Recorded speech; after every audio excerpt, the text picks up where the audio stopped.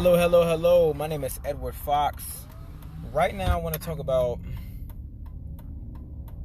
life and again, the fourth industrial revolution. So, years ago, and even now, we have people that are called stockbrokers. Stockbrokers. You would call your stockbroker and say, hey, I want to buy this stock. That's cool. Now people are able to buy and sell stock on their phone using Robinhood app. That's one example. I want you to think about so many other different ways that people are being able to be pushed out of jobs and replaced by apps or websites. So not only are stockbrokers not as important as they used to be because there are apps that allow you to buy and sell stocks, trade stocks and all of that. Man, what else is it? Like, stores are closing down. Stores are closing down because people don't exactly have to go to the store. They can get things shipped to their house.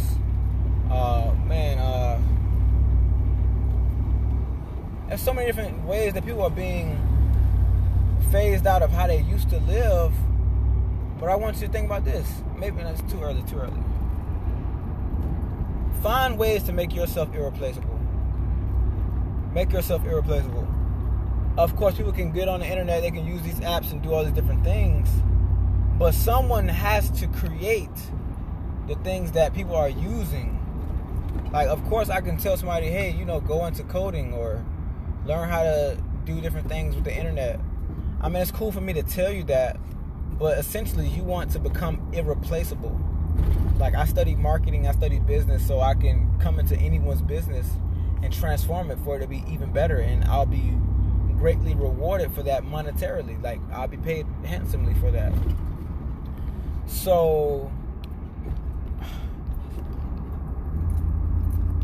I just need you and everyone else to think about that, because it's important to get ready for what's coming. There's a lot happening in this world right now and in the future. There's artificial intelligence.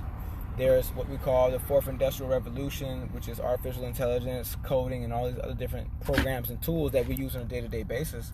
Like Facebook right here, right now. Just think about how things are being simplified for us in ways that we have more access to technology. Think about, in a real world level, how is that changing people's lives? If there are more cash, like when I was 11 years old, this was back in 2007. I was 11 years old. I saw the first, what do they call it? The self-checkout machines at Walmart. In my mind, immediately, I thought of it as people lost their jobs, and that's true. The more self-checkout machines there are, the more people that are losing out on potential jobs. One of the main things we think about in business is how to lower expenses and increase profits. If you, as a person, as their employee, if you're not growing enough profit for the business, you're going to be fired. If you're not producing them enough revenue and profit are different. Of course, profit is based on revenue, but if you're not creating a certain amount of profit for the business or revenue for the business, you can be cut out. You can be fired.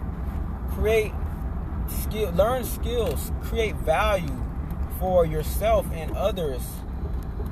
Like, become irreplaceable. Seriously, that's the way you have to do this. You have to become irreplaceable.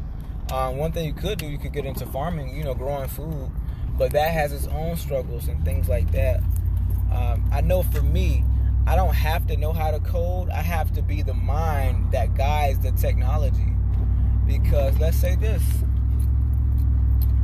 I don't know if Elon Musk sits down and programs all of the programs that go into his Tesla cars or any of that. But guess what? He can tell you what he wants, tell you what he needs. Even in cars, the Rolls-Royce cars, they just unveiled the new Rolls-Royce Ghost like yesterday And the designers show the engineers what they want done, and the engineers make it happen. The engineers say, hey, we can do this or we can't do this. Guess what? Y'all haven't done it yet. That's what can't is. You haven't done it yet. I remember with Henry Ford, you know, the guy that has that started the Ford Motor Company. There was no V8 engine. He told engineers, he said, you'll make it happen. Guess what the engineers did? They put 2 4-cylinder engines together, and now we have the V8 engine. I'm driving a vehicle right now that has a V8 engine. And then guess what? Let's think about this. If the world continues to believe and think and see, based on science, that these engines are, and the engines and the exhaust and all that is causing an expediting or what the hell? It's speeding up global warming. People are going to stop using these engines over time. We're going to be going more towards hybrid drivetrains. When I say hybrid drivetrains, I mean something that may have a small engine and a small electric motor. Or it could be completely electric like Tesla cars are. That's the direction that we're moving in. I like that. I need that. I want that. Also, another thing.